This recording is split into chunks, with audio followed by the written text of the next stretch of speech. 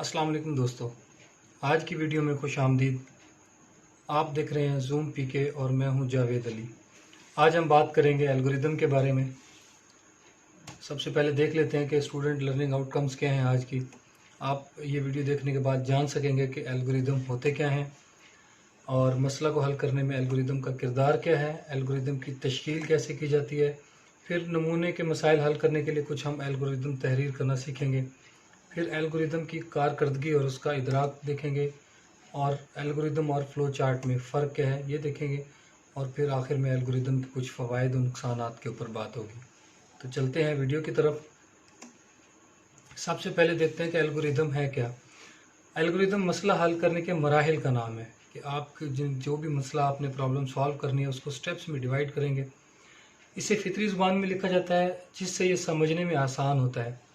यानी हम इसको आम लैंग्वेज में लिखते हैं, छोटे छोटे स्टेप्स बना के लिखते हैं जिसे हम आम तौर पर आम लैंग्वेज में लिखते हैं, जिसे हम समझते हैं ताकि इसको समझना आसान हो सके। एक छोटा सा एल्गोरिदम है।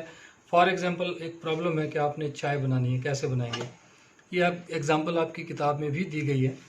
तो सबसे पहले आप स्टार्ट करते हैं। स्टार्ट करने के बाद ज़ाहिर है आपको चाय बनानी है तो आपको एक केतली की ज़रूरत है। केतली लेंगे आप, केतली को आप चूल्हे पे रखेंगे, उसके अंदर पानी डालेंगे, फिर चूल्हे को आग लगाएंगे। नेक्स्ट स्टेप पे क्या होगा कि आप इंतज़ार करेंगे आपका पानी बॉयल हो, फिर उसमें पत्ती डालेंगे, यानी पत्ती डालने के बाद वेट करेंगे कि आपका पानी बॉयल हो। आखिर में इसमें दूध डालेंगे, थोड़ी देर इसको पकाएंगे और आपका जो एल्गोरिदम है वो कंप्लीट हो जाएगा। तो ये किताब में पहले से दिया गया है। यहाँ एक बात और है कि कंप्यूटर की मदद से हम कई किस्म के मसाइल हल कर सकते हैं और इस मकसद के लिए हम सबसे पहले एक एल्गोरिदम वज़ा करते हैं जिसे फिर बाद में कंप्यूटर हिदायत के अंदर तब्दील कर दिया जाता है। जब भी एक सॉफ्टवेयर बनता है, कोई भी प्रोग्राम बनता है, तो सबसे पहले जो है वो उसका एल्गोरिदम ही बनाया जाता है। उसे आम इंस्ट्रक्शंस में लिखा जाता है, जो फितरी ज़ुबान में लिखा जाता है, फिर उसकी जो है वो कंप्यूटर कोड में तब्दील किया जाता है और ये कंप्यूटर कोड ही बाद में कंप्यूटर पे एग्जीक्यूट होने के बाद आपको रिज़ल्ट फराहम करता है। आगे चलते हैं। मसाइल के हल में जो है वो एल्गोरिदम का किरदार देखते हैं कि एल्गोरिदम जो है वो मसला हल करने वाले को मरहलावार रहनुमाई फराहम करता है। जब भी आपने प्रॉब्लम सॉल्व करने की कोशिश करेंगे, आपके पास एल्गोरिदम अगर बना हुआ है तो वो आपको स्टेप बाय स्टेप रहनुमाई फराहम करता जाएगा, फिर हल को मुकम्मल तौर पर बयान करता है। फिर अमूमन जो है वो कंप्यूटर प्रोग्रामर सबसे पहले एक एल्गोरिदम ही लिखता है, फिर इसे बाद में जो है वो कंप्यूटर लैंग्वेज में तब्दील किया जाता है। और बाज़ औक़ात प्रोग्रामर पहले एक फ़्लो चार्ट बनाता है और फिर उसको बाद में एल्गोरिदम में तब्दील करता है।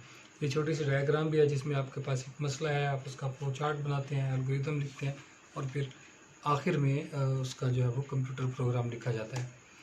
आगे चलते हैं कि एल्गोरिदम की तश्कील के अंदर जो भी अलामात इस्तेमाल होती हैं उनको देख लेते हैं। सबसे पहले स्टार्ट है। स्टार्ट का मतलब ज़ाहिर है किसी भी एल्गोरिदम के इब्तदाई नुक्ता को ज़ाहिर करता है कि आपका एल्गोरिदम स्टार्ट कैसे हो रहा है, कहाँ से हो रहा है। उसके बाद इनपुट की एक स्टेटमेंट है, अलामत कह लें इसको, तो ये यूज़र से इनपुट लेने के लिए इस्तेमाल होती है जिसे बाद में फिर कंप्यूटर की मेमोरी में महफूज कर लिया जाता है। सेट है, ये डाटा को नाम देने के लिए, कोई वेरिएबल है उसमें डाटा सेट करने के लिए इस्तेमाल होगा। कोई कहीं पे किसी मुतग़य्यर की हम वैल्यू तब्दील करने वाले हैं उसके लिए भी इस्तेमाल होगा। फिर इफ़ एल्स का इस्तेमाल है, इसका इस्तेमाल जो है वो शर्त को चेक करने के लिए, कोई कंडीशन वेरीफाई करने के लिए, और शर्त का जो जवाब होगा वो वेरीफाई करने पे ट्रू या फॉल्स की सूरत में ही आता है। उसके बाद गो टू है। गो टू जो है वो कंट्रोल को प्रोग्राम के एक हिस्से से दूसरे हिस्से की तरफ मुंतकिल करने के लिए, लूप के लिए भी हम जो है वो गो टू स्टेटमेंट का इस्तेमाल कर सकते हैं। फिर आउटपुट है, ये अलामत हमें जो भी रिज़ल्ट है उसको दिखाने के लिए हम आउटपुट की अलामत इस्तेमाल करेंगे। फिर स्टॉप है, ये एक एल्गोरिदम के मतनाई नुक्ता को ज़ाहिर करेगी कि जहाँ पे आपका एल्गोरिदम ख़त्म होगा वहाँ पे हम स्टॉप जो है वो अलामत इस्तेमाल करेंगे। अब एक एल्गोरिदम की कुछ मिसालें हम यहाँ पे आगे देखेंगे वन बाय वन। यहाँ पे पहला जो है वो एग्जांपल है, वो 5 नंबरों को जमा करें, ज़रब दें और औसत मालूम करें। इसका एक एल्गोरिदम लिखना है हमने। सबसे पहले स्टार्ट करेंगे, फिर दूसरे मरहले में क्या होगा कि 5 नंबर्स N0 से लेकर N4 तक इनपुट के तौर पे लेंगे। फिर तीसरे मरहले में सम नाम के वेरिएबल में इन तमाम नंबर्स का मजमुआ सेव कर लेंगे। कैसे? N0 plus N1 plus N2 plus N3 N plus N4। हमारे पास सम के अंदर इन सब का मजमुआ आ गया। प्रोडक्ट नाम के वेरिएबल के अंदर इन सब का हासिल ज़रब महफूज करेंगे। हासिल ज़रब आपको पता है कि N0 multiply by N1 multiply by N2 and so on.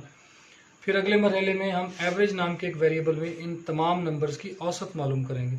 औसत मालूम करने का तरीका आपको पता है, इन सब नंबर्स को जमा करेंगे और इनकी टोटल तादाद पे डिवाइड कर देंगे। फिर छठे मरहले में हम सम को भी प्रिंट कर देंगे जो हमने यहाँ ऊपर मालूम किया था, प्रोडक्ट को भी प्रिंट कर देंगे और एवरेज को भी प्रिंट कर देंगे आउटपुट की मदद से। और आखिर में हमारा इख्तितामिया है, हमारा एल्गोरिथम कंप्लीट हो गया। आगे चलते हैं। एक और एल्गोरिथम की एक मिसाल है कि किसी हरकत करते हुए जिस्म का एक्सेलरेशन मालूम करना है जब इसकी कमियत यानी मास और इस्तेमाल होने वाली क़ुव्वत यानी फोर्स हमें दी गई हो। पिछली वीडियो में हम इसका फ्लो चार्ट भी देख चुके हैं छोटा सा। अब इसका जो है वो एल्गोरिथम देख लेते हैं।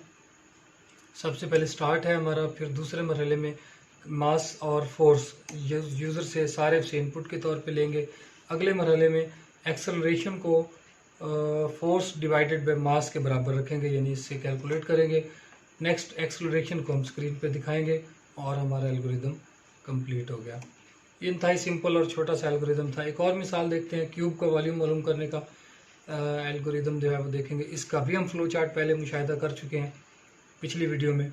अगर आपने वो वीडियो नहीं देखी तो अभी जाएँ पिछली वीडियो देखें जहाँ पे फ्लो चार्ट के ऊपर बात होती है, तो आप ये चीज़ें मज़ीद आसानी से समझ सकेंगे।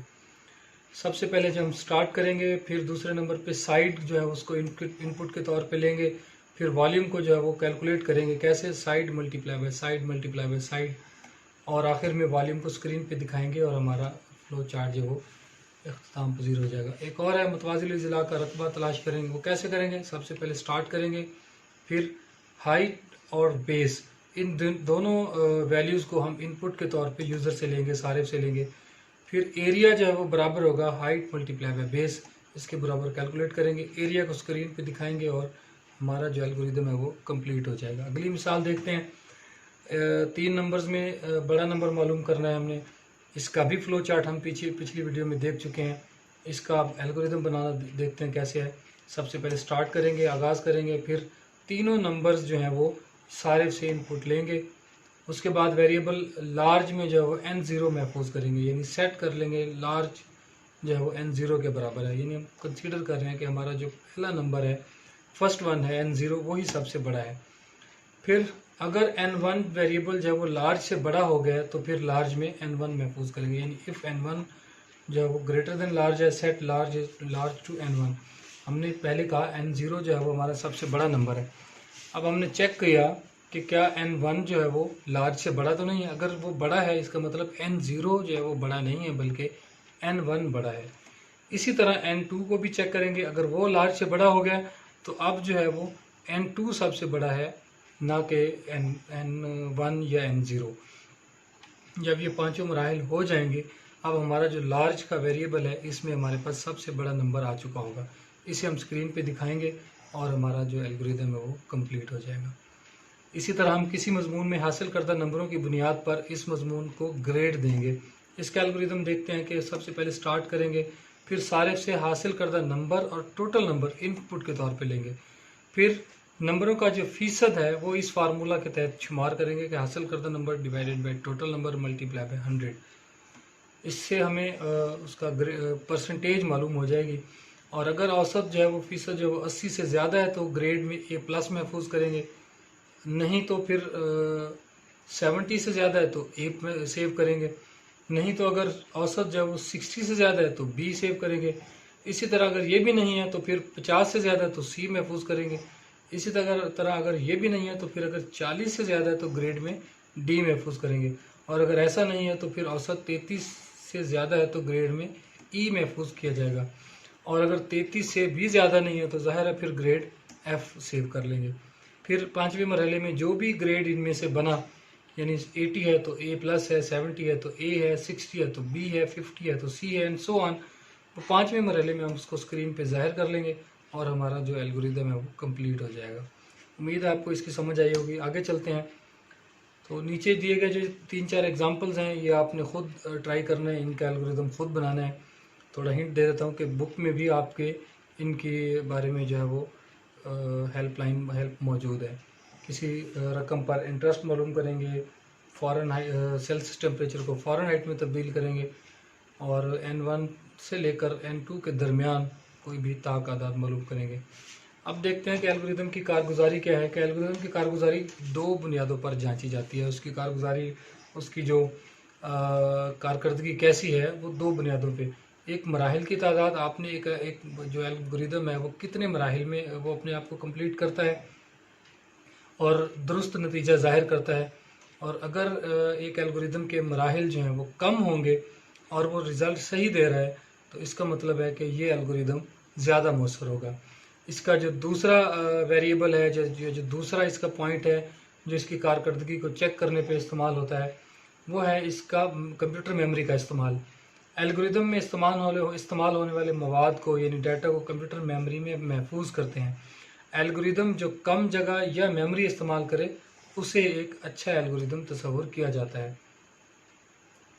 यहाँ एक चीज़ और मैं ऐड करता चलूँ कि कब एक एल्गोरिदम जो है वो ज़्यादा मराहिल इस्तेमाल कर रहा है लेकिन कम मेमोरी इस्तेमाल कर रहा है, उसे हम समझेंगे कि ये ज़्यादा कारगर है या ज़्यादा मेमोरी इस्तेमाल कर रहा है और कम जो है वो मराहिल ले रहा है। ये डिपेंड करेगा सिचुएशन टू सिचुएशन। तो ये हर दफ़ा ये सेम नहीं होगा। यहाँ अगला टॉपिक हम देखते हैं कि एल्गोरिदम और फ्लो चार्ट में फिर फ़र्क क्या है। एल्गोरिदम जो है और फ्लो चार्ट के दरमियान फ़र्क सिर्फ एक कहानी और फिल्म की तरह है कि कहानी में आप सिर्फ एक बता रहे होते हैं या रिटर्न दे रहे होते हैं और पढ़ने वाला उसको समझ के अपने जहन में करैक्टर्स को फ़र्ज कर रहा होता है, जबकि फ़िल्म में आपके सामने करैक्टर्स वो सारी की सारी कहानी को प्रेजेंट करते हैं। तो आप बेहतर तौर पे समझते हैं कि जब फिल्म देखते हैं तो कहानी बहुत अच्छे तरीके से समझ आती है बजाय पढ़ने के। जैसा कि हम देख चुके कि फ़्लो चार्ट एक मसले को हल करने के अमल की तस्वीरी नुमाइंदगी करता है, लेकिन एक एल्गोरिदम उन्हें मराहिल को फितरी ज़ुबान में तहरीर करता है।